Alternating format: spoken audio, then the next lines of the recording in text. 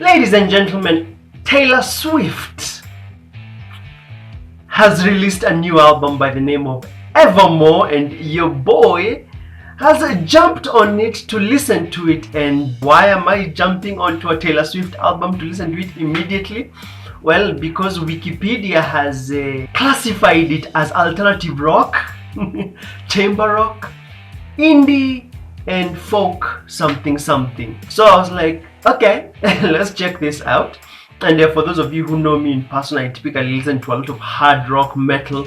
But today I went and listened to Taylor Swift's new album, Evermore. And that's what I'm going to be reviewing today, telling you my raw thoughts and opinions about this album. And if you're brand new here, please make sure to like, comment, and subscribe, because I talk about everything rock music here. Sometimes I talk about pop artists like Miley Cyrus, Taylor Swift. I highlight them, and I'm going to leave some of those videos at the end screen. So this isn't my first time reviewing Taylor Swift. Let's jump in straight into the review. What did I think about Evermore? I have notes, so if you see me looking down to read, I'm reading from my notes. So the very first song on the track list is Willow, and I wrote that it has a soft intro, acoustic riff that makes the song so good. Taylor Swift's voice is amazing. There's this part where she says, "That's my man," yeah, which gives me a lot of fairy tale vibes. So the first song, I really liked it. This was like the first song that I could say that has, let me not say really alternative rock, but soft rock vibes. Next up has to be Champagne Problems. I wrote that the intro sounds like something from Coldplay. Come up to me. I think because there's piano. I also wrote that it was a bit too soft for me. There was a soothing piano melody. There were just a lot of soothing melodies, which I believe is what is the characteristics of chamber rock or chamber pop. Number 3 was Gold Rush. I wrote that this has a golden up-tempo pop beat. It was a bit too poppy for me, but it has very great melodies in the song. Number 4 was Tis the Damn Season. Now, Tis the Damn Season, Christmas, in reference to Christmas. I wrote that was the first song with an actual soft rock sort of guitar riff, and it sounds like something that the script would have written, yeah? Going back to the corner where I first saw you. To be very honest with you, it sounded like something the script would have written, and I actually enjoyed it. You'd be surprised that, to be very honest with you, throughout this entire album, I was actually having a very fun time. I was actually very shocked. I was actually enjoying these songs a lot. And number 5 was Tolerate It. Really liked this song, Tolerate It. It has cool synths. And then at this point, I began asking myself, are all of Taylor's songs very soft? She abandoned her pop sound completely. Please, if you're a fan, comment below. Me, I've never followed Taylor Swift, but because she's always categorized as rock, or her songs are put in as rock, I tend to try and listen to what she's put out and see what's up. And then I wrote that has she abandoned pop completely? There's this lyric where she says, "I know my love should be celebrated, but you tolerate it." This is where now I begin to appreciate Taylor Swift as a songwriter. Yeah, she has very good lyrics. I actually really enjoyed listening to this song, Tolerate It. Number 5 was actually a huge favorite for me. Number 6 has to be the country song with my girls, my favorite girl band, Haim, however you pronounce it, Haim. It's a country song about cheating, and Taylor Swift talks about how she's trying to prove someone is cheating. And I think it's called Nobody No Crime, yeah? So I think in the song she's saying that if I can't prove that he's cheating, yeah, I'm going to, him, and I will leave no trace of him, and I'm just going to disappear and run away from my cheating spouse, which I actually liked, though it was a country ballad kind of track. It had Haim, and I thought it was a really good collab. But there's a part where Taylor Swift says, I'm gonna use my sisters as an alibi and say that I was with them, and then you hear Haim saying, "Yeah, girl, she was with us." Good thing SD sister's gonna swear she was with me. She was with me, dude. And then Happiness was number 7, this number 7 song.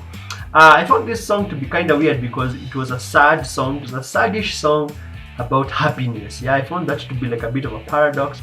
And this is now where I actually hear like the chamber pop, chamber rock kind of feel to the album. If you don't know what chamber rock is or chamber pop, just Google it. Chamber rock or chamber pop is where they use melodious voices, focusing more on the texture of the voice, something like that. I googled it up, and then using piano and acoustic riffs, yeah, so chamber pop, chamber rock. That is mostly what is in Taylor Swift's album.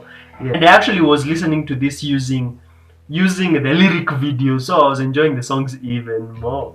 And then number 8 is Dorothea. I really liked the lyric video. It reminded me of Dorothy of Wizard of the Oz. This song is 100% chamber pop. Number 9 is Coney Island. I wrote that it starts with a soft acoustic riff. It reminds me of Paramore's latest album. Yeah, especially this song by Paramore. It's called, I can't remember the name of that song. There's a song where, I think I'll write it on the screen here when I'm producing, when I'm editing this video. There's a part in Paramore's songs where they say, hold on to hope if you've got it, and don't let nobody take it from you. It really reminded me of that Paramore song from their latest album, After Laughter. I wrote that I don't know the National, because this song was a collab with the National. I wrote that I don't know the National, but his baritone voice goes very well with Taylor Swift's vocal. Number 10 is Ivy. I listened to the whole damn thing. Number 10 is Ivy. This is where I wrote that this song is kinda a vibe. In fact, it's making the whole album feel like kinda a vibe. Really like the lyric video. The feel of Taylor Swift's song is so soothing, yani. I was so surprised that I was enjoying this so much. From the video to her voice, yeah, from the video to her voice, it's kinda a vibe, yeah, and I was kinda enjoying it. I also wrote that I really like this part where Taylor Swift is like, she says, and now I'm covered in you. Ivy grows, and now I'm covered in you. You know, her voice is so soothing. I really enjoyed this album, I won't lie.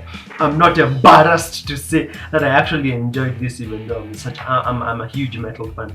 Number 11 was Cowboy Like Me, and I wrote that it's countryish and that it sounds like something Lady Antebellum would have sung. I like Lady Antebellum, so this song was a tick for me, and that there was male background vocals in the track, so yeah, something that is, you know, like Lady Antebellum, a man and a woman singing. Number 12 was Long Story Short. Now from song 12 to I think 15, I listened to the standard version. From song number 12 is where now you hear a lot of Taylor Swift's personal life story kind of songs. Long Story Short, I wrote that it's a personal life story song. It's a fun tune, and I think it's talking about her partner or her spouse, because she says, long story short, he was the wrong guy, I'm all about you now. Something like that. She says something like that.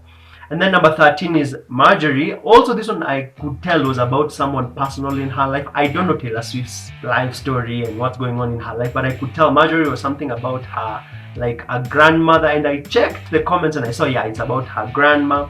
And I wrote that it's a cool lyric video, very beautiful song, very sentimental. And then I wrote that I liked this lyric where she says, what died didn't stay dead, you're alive in my head, which I believe she's talking about her grandma. And then this is now where I actually began to experience fatigue, because you know there are 15 songs, but you see, for the first time I'm listening to a Taylor Swift album and it's flowing like water, really enjoying it. Number 14, A Closure, is a song where I feel like she's really bitter about like one of her exes. She's like, you know, she receives this letter from her ex, kind of asking her how you've been, you miss me, you know, that kind of vibes. And she's like, I'm doing well, thank you for asking, I don't need your closure, please shoot. Yeah, the last song is Evermore. Evermore, which is the name of the title of the album. It has the vibes of a sad Fray song, you know, the Fray, yeah? It has sad vibes of like the Fray, because also it has a bit of piano rock in it, and it's a collab with Bon Iver or Bon Iver, I don't know how you pronounce that, but Bon Iver, and it's not the strongest collab of vocals. When sung separately, when Taylor sings and Bon Iver sings, not the strongest collab, but when they harmonize together, when they sing together and harmonize, it comes out really well. Overall, really enjoyed this album, won't lie. I'm a metalhead, but damn, this album is lit. Is it alternative rock? Nope, but it is chamber rock, it is indie, and it is folk rock, maybe folk pop. Yeah, really enjoyed it. If I enjoyed it, then I'm assuming Taylor Swift fans also really enjoyed it. I'm not a huge Taylor Swift fan, so if there were like any Easter eggs in the album, I wouldn't have known. If there were any like hidden messages for fans, I wouldn't have known, because I'm not a Taylor fan. But from an objective, you know, listener's perspective who doesn't even listen to Taylor Swift, really enjoyed the album. Would give it like a 4.5 out of 5.